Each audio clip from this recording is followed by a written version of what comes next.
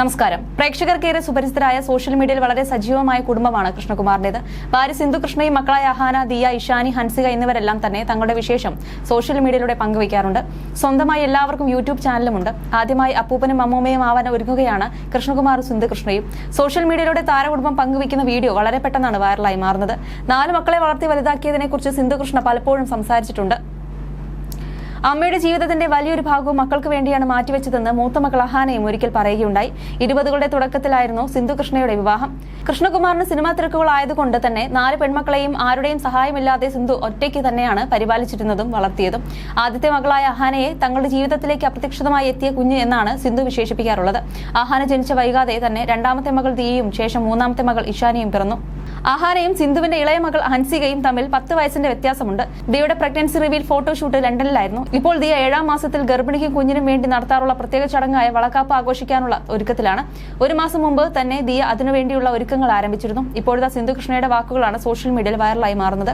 താൻ ഗർഭിണിയായിരുന്ന കാലഘട്ടത്തിലും വളകാപ്പ് ചടങ്ങ് പോലുള്ളവ ഉണ്ടായിരുന്നുവെങ്കിലെന്ന് ആഗ്രഹിച്ചു പോകുന്നുവെന്ന് പറയുകയാണ് സിന്ധു കൃഷ്ണ. തന്റെ മക്കളുടെ 28 ചടങ്ങ് പോലും ആഘോഷമായി നടത്തിയിട്ടില്ലെന്നും സിന്ധു പറയുന്നു.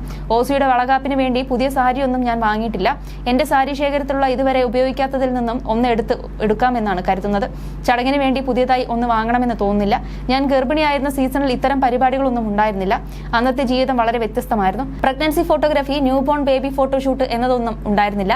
15 വർഷമേ ആയിട്ടുള്ളൂ ഇതൊക്കെ ആളുകൾക്ക് ഇടയിൽ കോമൺ ആയിട്ട്. ഇന്ത്യയിൽ ഇതൊക്കെ സർവ്വസാധാരണമാകും മുമ്പ് വിദേശികൾ pregnancy photography, newborn baby photoshoot എന്നിവ ചെയ്യുന്നത് ഞാൻ കണ്ടിട്ടുണ്ട്. Pregnancy photography, newborn baby photoshoot എന്നിവയെക്കുറിച്ചൊന്നും ഞാൻ സമയത്ത് ഇവിടെ ആരും ചിന്തിച്ചിട്ട് കൂടിയില്ല. ഞാനൊക്കെ ചെയ്തിരുന്നത് കുഞ്ഞ് പിറന്ന് 1 മാസം കഴിയുമ്പോൾ സ്റ്റുഡിയോയിൽ പോയി ഫോട്ടോ എടുക്കും. അങ്ങനെ 3ാം മാസത്തിലും കുഞ്ഞ് കമിഴ്ന്ന് കിടക്കാൻ തുടങ്ങുമ്പോഴുമെല്ലാം എടുക്കും. പിറന്നാൾ സമയങ്ങളിലും ഫോട്ടോ എടുക്കും. അത്രമാത്രം. ഡ്രസ്സൊക്കെ ഇട്ട് പ്രഗ്നൻസി സമയത്ത് ഫോട്ടോഷൂട്ടാണ് എനിക്കും ചെയ്യാൻ കഴിഞ്ഞിരുന്നുവെങ്കിലെന്ന് ഇപ്പോൾ തന്നെ തോന്നിപ്പോകുന്നു. എനിക്ക് 4 തവണ അത് ചെയ്യാൻ കഴിയുമായിരുന്നു. എന്റെ ലൈഫിൽ നടക്കാതെ പോയ ഒരുപാട് കാര്യങ്ങളുണ്ട്. എന്റെ മക്കളുടെ 28 ചടങ്ങ് നടത്തിയിട്ടില്ല. ഞാനും മക്കളും മാത്രമായി ആ ചടങ്ങ് അങ്ങ് ചെയ്യുകയാണ് ചെയ്തത്. അമ്മുവിന്റെ 28ന് കിച്ചു ഷൂട്ടിംഗ് സെറ്റിലായിരുന്നു. അതുകൊണ്ട് തന്നെ പ്രത്യേകിച്ചൊന്നും സംഭവിച്ചില്ല. അതുപോലെ ഗർഭിണിയായിരുന്ന സമയത്ത് തന്നെ കുഞ്ഞിന് 28ന് വേണ്ട ആഭരണങ്ങൾ ഞാൻ വാങ്ങിവെക്കുമായിരുന്നു. അങ്ങനെ ചെയ്യരുതെന്നാണ് പഴമക്കാർ പറയാറുള്ളത്. പക്ഷേ പ്രസവശേഷം എനിക്ക് ഇതൊന്നും ചെയ്യാൻ കഴിയില്ല. ആരും എന്നെ സഹായിക്കാനും ഉണ്ടാവില്ല. അതുകൊണ്ട് കൂടിയാണ് ഞാൻ നേരത്തെ തന്നെ ചെയ്തു വെച്ചിട്ട് പ്രസവത്തിന് പോകുന്നത് എന്നാണ് പഴയ ഓർമ്മകൾ പങ്കുവെച്ച് സിന്ധു കൃഷ്ണ പറഞ്ഞത്. അടുത്തിടെ സിന്ധു പങ്കുവെച്ച കശ്മീർ യാത്രയുടെ വീഡിയോയും വൈറലായിരുന്നു. 3 മക്കൾക്കും തന്റെ 2 കൂട്ടുകാരികൾക്കൊപ്പമാണ് യാത്ര. കൂട്ടുകാരികളുമായി സംസാരിക്കവേ തന്റെ വണ്ണം കൂടിയതിനെ കുറിച്ചും സിന്ധു സംസാരിക്കുന്നുണ്ട്. കോവിഡിന് ശേഷമാണ് ഞാൻ വണ്ണം വെച്ചത്. കോവിഡ് വരെ ഞാൻ കൺട്രോൾഡായിരുന്നു. കോവിഡിന് ശേഷം വീട്ടിൽ കൂടുതൽ നല്ല ഭക്ഷണങ്ങൾ വെച്ചു. വ്യായാമം കുറഞ്ഞു. വീട്ടിൽ നിന്നിറങ്ങിയാൽ നേരെ കാറിൽ പോകും. കുറച്ചുനാൾ യോഗയുണ്ടായിരുന്നു. അപ്പോൾ 3-4 കിലോ കുറഞ്ഞു. പക്ഷെ രാവിലെ ഉറക്കം ഒഴിവാക്കി യോഗ ചെയ്യാൻ എനിക്ക് മടിയായിരുന്നു. കുറച്ചുനാൾ കഴിഞ്ഞ് യോഗ ഇൻസ്ട്രക്ടർ ഹിമാലയൻ ടൂർ പോയി. പിന്നെ മടിയായി നിർത്തി. ജിമ്മിൽ ജോയിൻ ചെയ്യാൻ താൻ തീരുമാനിച്ചിട്ടുണ്ടെന്നും സിന്ധു കൃഷ്ണ പറയുന്നു. വീട്ടിൽ ഒരുപാട് പേരുണ്ട്, അസുഖമുള്ളവരുണ്ട്. ഓരോ ദിവസം ആർക്കെങ്കിലും അപ്പോയിന്റ്മെന്റ് ഉണ്ടാകും. അതിൽ നിന്നൊന്നും മാറി നിൽക്കാൻ പറ്റുന്ന അവസ്ഥയല്ലായിരുന്നു. പക്ഷേ ഇനി സ്വന്തം കാര്യത്തിൽ ശ്രദ്ധ നൽകണം.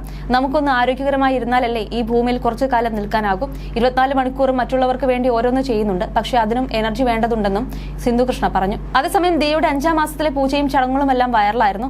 ഗർഭിണിയായ സ്ത്രീക്കും കുഞ്ഞിനും കണ്ണ് കിട്ടാതിരിക്കാൻ വേണ്ടിയുള്ള ചടങ്ങാണ് അശ്വിന്റെ കുടുംബത്തിന്റെ നേതൃത്വത്തിൽ നടത്തിയത്.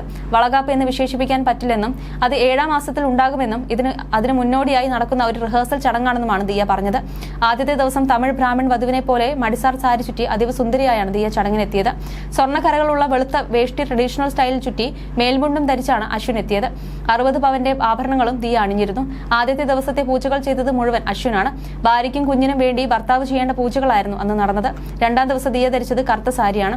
അശ്വിനും കറുത്ത കുർത്തയാണ് ധരിച്ചത്. വിശേഷപ്പെട്ട ചടങ്ങിൽ കറുപ്പ് ഉടുത്ത് ഗർഭിണി പ്രത്യക്ഷപ്പെടുമോ എന്ന സംശയമായിരുന്നു ഫോട്ടോകൾ പുറത്തു വന്നപ്പോൾ മലയാളികളായ ആരാധകർക്ക്. അതിനുള്ള കാരണവും ദിയയുടെ അമ്മായിയമ്മ വീഡിയോയിൽ പറയുന്നുണ്ട്. എന്റെ 2ാമത്തെ മകളാണ് ദിയ. 5ാം മാസത്തിലെ ചടങ്ങാണ് നടക്കുന്നത്. കറുത്ത പുടവ ചുറ്റിയാണ് ചടങ്ങിൽ ഗർഭിണി അടക്കമുള്ളവർ പങ്കെടുക്കുക. കണ്ണ് പെടാതിരിക്കാൻ വേണ്ടിയാണത്. കുട്ടിക്ക് ദേഹരക്ഷ കിട്ടാനും വേണ്ടിയാണ് ഈ ചടങ്ങ് നടത്തുന്നതെന്നുമാണ് അവർ പറഞ്ഞത്. കറുപ്പ് സാരി തന്റെ സെലക്ഷനാണെന്ന് തെറ്റിദ്ധരിക്കരുതെന്നും ചടങ്ങിന്റെ ഭാഗമായി അമ്മായിയമ്മ സെലക്ട് ചെയ്ത് തന്നതാണെന്നും ദിയ പറഞ്ഞു.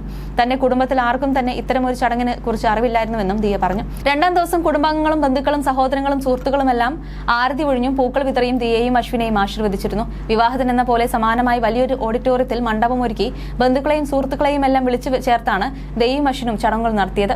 മണ്ഡപത്തിൽ ഒരുക്കിയ പ്രത്യേക സ്ഥലത്ത് ദിയയെ ഇരുത്തിയാണ് ചടങ്ങുകൾ നടന്നത്.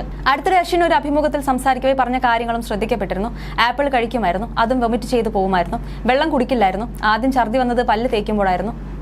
ആദ്യം ഛർദ്ദി വന്നത് പല്ല് തേക്കുമ്പോഴായിരുന്നു. അതോടെ ട്രോമയായി. വഴക്ക് പറഞ്ഞാലൊക്കെയാണ് വെള്ളം കുടിക്കുന്നത്. വെള്ളം കുടിച്ചില്ലെങ്കിൽ നീ ചത്തുപോകുമെന്ന് വരെ പറഞ്ഞിട്ടുണ്ട്. അത് പറഞ്ഞ് ഞങ്ങൾ അടിയായിട്ടുണ്ട്. പിന്നെ വോമിറ്റിംഗ് ഒക്കെ കുറഞ്ഞു വരികയായിരുന്നു. ഞാൻ പ്രിപ്പയർഡ് ആയിരുന്നില്ല പ്രഗ്നൻസിക്ക്. ഓരോരുത്തർക്കും ഓരോ പോലെയാണ്. എരിവുള്ള സാധനം കഴിക്കുമ്പോൾ നെഞ്ചിരിച്ചിലും ഗ്യാസും. മോർണിംഗ് സിക്നസ് എന്നല്ല, രാവിലെ മുതൽ രാത്രി വരെ ഉണ്ടായിരുന്നുവെന്ന് ദിയ പറയുമ്പോൾ എനിക്കും ഇതൊക്കെ ഉണ്ടായിരുന്നുവെന്നാണ് അമ്മ സിന്ധുകൃഷ്ണ വീഡിയോയിൽ പറഞ്ഞത്. മൂഡ് സ്വിങ്സ് ഉണ്ടായിരുന്നു എനിക്ക്. എല്ലാ ദിവസവും ഞാൻ കരയുമായിരുന്നു. എനിക്കിത് പറ്റില്ലെന്ന് പറഞ്ഞായിരുന്നു കരച്ചിൽ. ഞങ്ങൾ സംസാരിക്കുന്നതിനിടയിൽ ഞാൻ കരയുമായിരുന്നു. എനിക്ക് പഴയ ലൈഫ് മതിയെന്ന് പറഞ്ഞായിരുന്നു കരച്ചിൽ. ഒരാഴ്ച കൂടി ക്ഷമിക്കുമെന്നാണ് അശ്വിൻ പറയാറുള്ളത്. എന്റെ ബിസിനസ്സൊക്കെ സ്റ്റക്കായി കിടക്കുകയായിരുന്നു. ഇനി എന്ത് ചെയ്യും എന്നറിയാത്ത അവസ്ഥയായിരുന്നു. ലോക്ക്ഡൌണിനേക്കാളും വലിയ ലോക്കായിരുന്നു എനിക്ക്. പുറത്തേക്കൊന്നും പോകാൻ പോലും പറ്റുന്നുണ്ടായിരുന്നില്ല. 3 മാസം കഴിഞ്ഞപ്പോഴാണ് എല്ലാം എൻജോയ് ചെയ്തു തുടങ്ങിയതെന്നും ദിയ പറഞ്ഞിരുന്നു. ഗർഭിണിയായി 3 മാസത്തിന് ശേഷമാണ് ഇക്കാര്യം പുറലോകത്തോട് പറയുന്നത്. അതിനു മുൻപേ ദിയ ഗർഭിണിയായോ എന്ന ഊഹാപോഹങ്ങൾ സോഷ്യൽ മീഡിയയിൽ വന്നിരുന്നു. താരപുത്രിയുടെ പല പോസ്റ്റുകൾക്കും താഴെയും ഇതേ ചോദ്യം ഉയർന്നെങ്കിലും താരങ്ങൾ മറുപടി നൽകിയില്ല. അങ്ങനെ ഗർഭകാലം ഏറെ ആഘോഷമാക്കുകയാണ് ഇരുവരും. ജൂലൈയിലായിരിക്കും കുഞ്ഞിന്റെ ജനനം. ഇതിനോടനുബന്ധിച്ചുള്ള മുന്നൊരുക്കങ്ങളിലാണ് എല്ലാവരും. കുഞ്ഞിനിടാനുള്ള പേരടക്കം കണ്ടെത്തി വെക്കുകയാണെന്നും താരങ്ങൾ സൂചിപ്പിച്ചിരുന്നു.